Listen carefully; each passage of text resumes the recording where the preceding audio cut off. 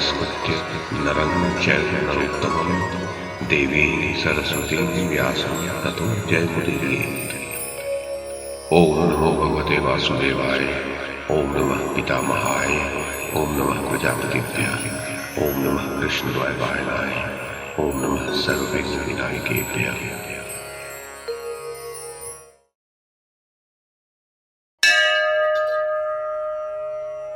वैशंपायन जी कहते हैं, जन्मेजय, विदुर आ गए और राजा धृतराष्ट्र ने उन्हें सांत्वना देकर रख लिया। ये सुनकर दुष्ट बुद्धि वाला धृतराष्ट्र कुमार राजा दुर्योधन संतप्त हो उठा। उसने शकुनी, कर्ण और दुशासन को बुलाकर अज्ञान जनित मोह में मग्न होकर कहा, ये मंत्री विदुर फिर लौट आया। विदुर पांडवों का सुहृद और उन्हीं के हित साधन में संलग्न रहने वाला है। ये पिताजी के विचार को पुनः पांडवों को लौटा लाने की ओर खींचे। इससे पूर्व तुम लोग मेरे हित साधन के विषय में कोई उत्तम परामर्श दो। यदि मैं किसी प्रकार पांडवों को यहाँ आया देख लूंगा तो जल का भी परित्याग करके स्वेच्छा से अपने शरीर को सुखा डालूंगा। मैं विष खा लूंगा, फांसी लगा लूंगा, अपने आप को ही शस्त्र से मार दूंगा अथवा जलती हुई अग्नि में प्रवेश कर जाऊंगा, परंतु पांडवों को फिर बढ़ते या फलते फूलते नहीं देख सकूंगा। जन्मेजय, तब शकुनी बोला, राजन, तुम भी क्या नादान बच्चों के से विचार रखते हो। पांडव प्रतिज्ञा करके वन में गए हैं, वे उस प्रतिज्ञा को तोड़कर लौट आवे, ऐसा कभी नहीं होगा। भरतवंश शिरोमणि, सब पांडव सत्य वचन का पालन करने में संलग्न हैं। तात, वे तुम्हारे पिता की बात कभी स्वीकार नहीं करेंगे, और यदि वे प्रतिज्ञा तोड़कर इस नगर में आ गए तो हम सब लोग राजा की आज्ञा का पालन करते हुए मध्यस्थ हो जाएंगे और छिपे छिपे पांडवों के बहुत से छिद्र देखते रहेंगे। दुशासन ने कहा, मामा जी, ये मुझे भी ठीक जान पड़ता है। कर्ण बोला, धीर बुद्धि पांडव निश्चित समय की अवधि को पूर्ण किए बिना यहां नहीं आएंगे, और यदि वे मोहवश यहां आ भी जाएं तो तुम पुनः द्युत के द्वारा उन्हें जीत लेना। वैशंपायन जी कहते हैं, जन्मेजय, कर्ण के ऐसा कहने पर उस समय राजा दुर्योधन को अधिक प्रसन्नता नहीं हुई। उसने तुरंत ही अपना मुंह फेर लिया। तब उसके आशय को समझकर कर्ण ने रोष से भरकर अपनी सुंदर आंखें फाड़कर कहा, हम सब कवच एवं शस्त्र धारण करके रथ पर सवार हो और वनवासी पांडवों को मार डालने के लिए चल पड़े। इस प्रकार पांडवों की मृत्यु की बात लोगों को पता भी नहीं चलेगी और हमारा क्लेश भी सदा के लिए समाप्त हो जाएगा। जब तक पांडव लड़ने भिड़ने के लिए उत्सुक नहीं हैं, शोकग्रस्त हैं, असहाय हैं, हमें उन पर विजय प्राप्त कर लेनी चाहिए। जन्मेजय, तब सभी ने एक स्वर से कर्ण की बात स्वीकार कर ली। वे सब क्रोध के अधीन होकर रथों पर सवार हुए और पांडवों को मारने के लिए वन की ओर चल पड़े। जन्मेजय, महर्षि व्यास बड़े ही शुद्ध अंतःकरण के पुरुष हैं। उनकी सामर्थ्य अनिर्वचनीय है। जिस समय कौरव पांडवों का अनिष्ट करने के लिए यात्रा कर रहे थे, उसी समय वे वहां आ पहुंचे। उन्हें अपनी दिव्य दृष्टि से कौरवों की दुर्बुद्धि का पता चल गया था। उन्होंने स्पष्ट रूप से आज्ञा देकर कौरवों को वैसा करने से रोक दिया। तदनंतर धृतराष्ट्र के पास जाकर वे बोले, धृतराष्ट्र, मैं तुम लोगों के हित की बात कहता हूं। दुर्योधन ने कपट पूर्वक द्युत खेलकर पांडवों को हरा दिया और उन्हें वन में भेज दिया। ये बात मुझे अच्छी नहीं लगी है। ये निश्चित है कि आज से 13 वर्ष के उपरांत कौरवों के दिए हुए कष्टों को स्मरण करके पांडव बहुत उग्र रूप धारण करेंगे और बाणों की बौछार से तुम्हारे पुत्रों का ध्वंस कर डालेंगे। भला ये कैसी बात है कि दुरात्मा दुर्योधन राज्य के लोभ से पांडवों को मार डालना चाहता है। मैं कह देता हूं कि तुम अपने लाडले पुत्र को इस कार्य से रोक दो। वह चुपचाप घर में बैठा रहे। यदि पांडवों को मार डालने की चेष्टा की तो वह स्वयं अपने प्राणों से हाथ धो बैठेगा। यदि तुम अपने पुत्र की द्वेष बुद्धि मिटाने का यत्न न करोगे तो बहुत अन्याय होगा। मेरी सम्मति तो यह है कि दुर्योधन अकेला ही वन में जाकर पांडवों के पास रहे। संभव है पांडवों के सत्संग से दुर्योधन का द्वेष भाव दूर हो जाए और प्रेम भाव की जागृति हो जाए, परंतु यह है बहुत कठिन, क्योंकि जन्मगत स्वभाव का परिवर्तित हो जाना सरल नहीं होता है।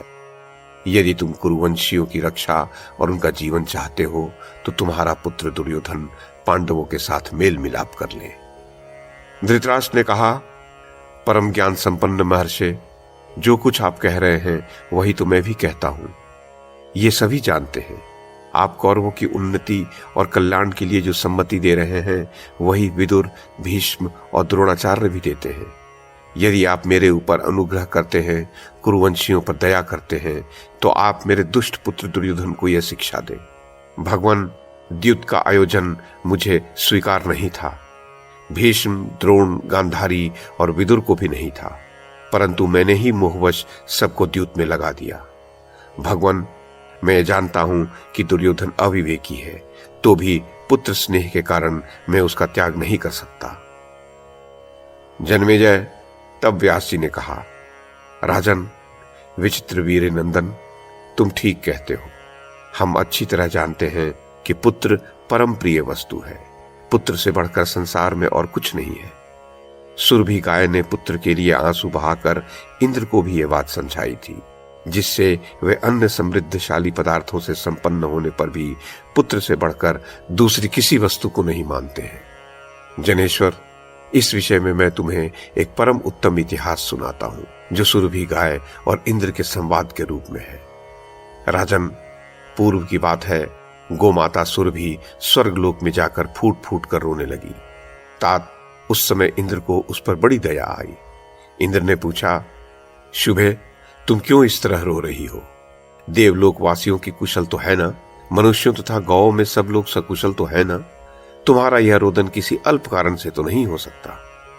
सुरभि ने कहा, देवेश्वर इंद्र, मुझे तो अपने पुत्र के लिए शोक हो रहा है, इसी से रोती हूं। देखो इस नीच किसान को, जो मेरे दुर्बल पुत्र को बार बार कोड़े से पीट रहा है और वह हल से जुटकर अत्यंत पीड़ित हो रहा है। सुरेश्वर, वह तो विश्राम के लिए उत्सुक होकर बैठ रहा है और वह किसान उसे डंडे मारता जा रहा है।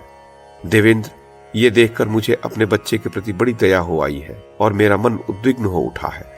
वहां 2 बैलों में से एक तो बलवान है, जो भार युक्त जुए को खींच सकता है, परंतु दूसरा निर्बल है, प्राण शून्य सा जान पड़ता है। वह इतना दुर्बल हो गया है कि उसके सारे शरीर में फैली हुई नाड़ियां दिख रही हैं। वह बड़े कष्ट से उस भार युक्त जुए को खींच पा रहा है। वासव, मुझे उसी के लिए शोक हो रहा है। देखो देखो, चाबुक से मार मार कर उसे बार बार पीड़ा दी जा रही है, तो भी उस जुए के भार को वहन करने में वह असमर्थ हो रहा है।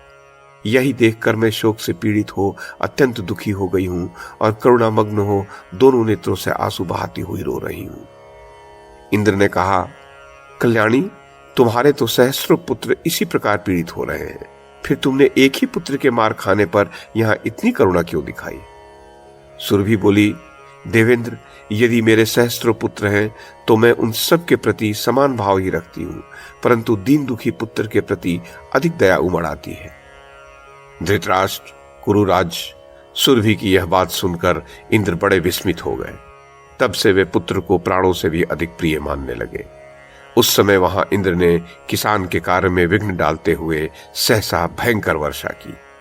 इस प्रसंग में सुरभि ने जैसा कहा है वह ठीक है। कौरव और पांडव सभी मिलकर तुम्हारे ही पुत्र हैं, परंतु राजन, सब पुत्रों में जो हीन हो, दयनीय दशा में पड़े हो, उन्हीं पर अधिक कृपा होनी चाहिए।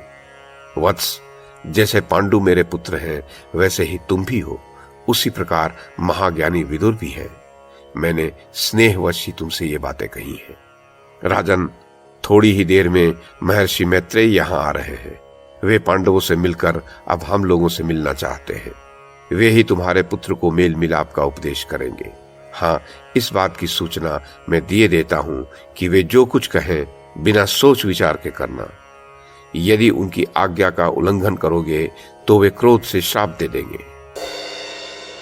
जन्मेजय, इतना कहकर महर्षि वेदव्यास वहां से चल पड़े।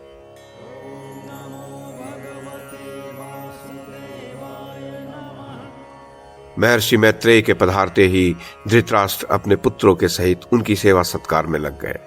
विश्राम के पश्चात धृतराष्ट्र ने बड़ी विनय के साथ पूछा, भगवान, आप कुरुजांगल देश से यहां तक बिना किसी कष्ट के तो आए। 5 पांडव सकुशल तो हैं। वे अपनी प्रतिज्ञा का पालन करना चाहते हैं अथवा नहीं? आप कृपा करके ये बतलाइए कि कौरव और पांडवों में सदा के लिए मेल मिलाप हो जाएगा ना? जन्मेजय, मैत्रेय जी ने कहा, राजन, मैं तीर्थ यात्रा करते करते कुरुजांगल देश में गया था। वहां संयोगवश काम्यक वन में धर्मराज युधिष्ठिर से भेंट हो गई। वे आजकल जटा और मृगशाला धारण किए तपोवन में निवास कर रहे हैं। उनके दर्शन के लिए बड़े बड़े ऋषि मुनि आते हैं। धृतराष्ट्र, मैंने वहीं यह सुना कि तुम्हारे पुत्रों ने अज्ञानवश द्युत खेलकर उनके साथ अन्याय किया है। ये तो तुम लोगों के लिए बड़ी भयावनी बात है। वहां से मैं तुम्हारे पास आया हूं क्योंकि मैं तुम पर सदा से स्नेह और प्रेम रखता हूं। राजन, ये किसी प्रकार उचित नहीं है कि तुम्हारे और भीष्म के जीवित रहते तुम्हारे पुत्र एक दूसरे से विरोध करके मर मिटे। तुम सबके केंद्र एवं रोकने, सजा करने आदि में समर्थ हो, फिर इस घोर अन्याय की क्यों उपेक्षा कर रहे हो? तुम्हारी सभा में तुम्हारे सामने डाकुओं के समान जो अन्याय कार्य हुआ है, उससे ऋषि मुनियों के समाज में तुम्हारी बड़ी हेठी हुई है। अब भी समझ जाओ। जन्मेजय इसके पश्चात दुर्योधन की ओर मुंह करके कहा, वत्स दुर्योधन, मैं तुम्हारे हित की बात कह रहा हूं। तुम तनिक समझदारी से काम लो। पांडवों का, कुरुवंशियों का, सारी प्रजा का और तुम्हारा भी हित तथा प्रिय इसी में है कि तुम पांडवों से द्रोह मत करो। वे सब के सब वीर, योद्धा, बलवान, दृढ़ एवं नररत्न हैं। वे बड़े सत्य प्रतिज्ञ, आत्माभिमानी और राक्षसों के शत्रु हैं। वे चाहे जब जैसा रूप धारण कर सकते हैं। उनके हाथों बड़े बड़े राक्षसों का नाश होने वाला है और हिडिंब, बक, किरमिर आदि राक्षसों को उन्होंने मार भी डाला है। जिस समय रात में वे यहां से जा रहे थे, किरमिर जैसे बलवान राक्षस को भीमसेन ने बात की बात में मार डाला। तुम तो जानते ही हो कि दिग्विजय के समय भीमसेन ने 10 सहस्त्र हाथियों के समान बलि जरासंध को नष्ट कर दिया। भगवान श्री कृष्ण उनके संबंधी हैं, द्रुपद के पुत्र उनके साले हैं। पांडवों के साथ युद्ध में टक्कर लेने वाला इस समय कोई नहीं है, अतः तुम्हें उनके साथ मेल कर लेना चाहिए। वत्स, तुम मेरी बात मान लो, क्रोध के वश होकर अनर्थ मत करो। जन्मेजय, जिस समय महर्षि मैत्रेय इस प्रकार कह रहे थे, उस समय दुर्योधन मुस्कुराकर पैर से भूमि कुरिदने और अपनी सूंड के समान जांघ पर हाथ से ताल ठोकने लगा। दुर्योधन की यह उद्दंडता देखकर मैत्रेय जी ने उसको श्राप देने का विचार किया। किसी का क्या वश है, विधाता की ऐसी ही इच्छा थी। उन्होंने जल स्पर्श करके, आचमन करके दुरात्मा दुर्योधन को श्राप दिया। मूर्ख दुर्योधन, तू मेरा तिरस्कार करता है और मेरी बात नहीं मानता। ले, तू इस अभिमान का फल चख। तेरे इस द्रोह के कारण कौरवों और पांडवों में घोर युद्ध होगा। उसमें भीमसेन गदा की चोट से तेरी जांघ तोड़ डालेंगे। जन्मेजय, महर्षि मैत्रेय के ऐसा कहने पर धृतराष्ट्र उनके चरणों पर गिरकर अनुनय विनय करने लगे। उन्होंने कहा, भगवान, ऐसी कृपा कीजिए जिससे श्राप न लगे। मैत्रेय जी ने कहा, राजन, यदि तुम्हारा पुत्र पांडवों से मेल कर लेगा तब तो मेरा श्राप नहीं लगेगा, नहीं तो अवश्य लगेगा।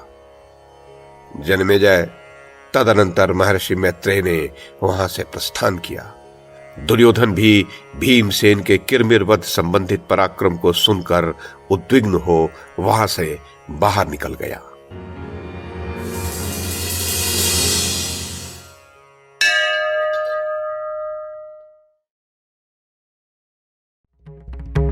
YouTube के माध्यम से महाभारत की कथा को एक श्रृंखला के रूप में प्रस्तुत करने का हमारा ये प्रयास यदि आपको सराहनीय लगा हो तो कृपया इस कड़ी को लाइक और शेयर करें, चैनल को सब्सक्राइब करें और बेल आइकन को दबाएं। साथ में अन्य लोगों को भी देखने के लिए प्रेरित करें। धन्यवाद और नमस्कार।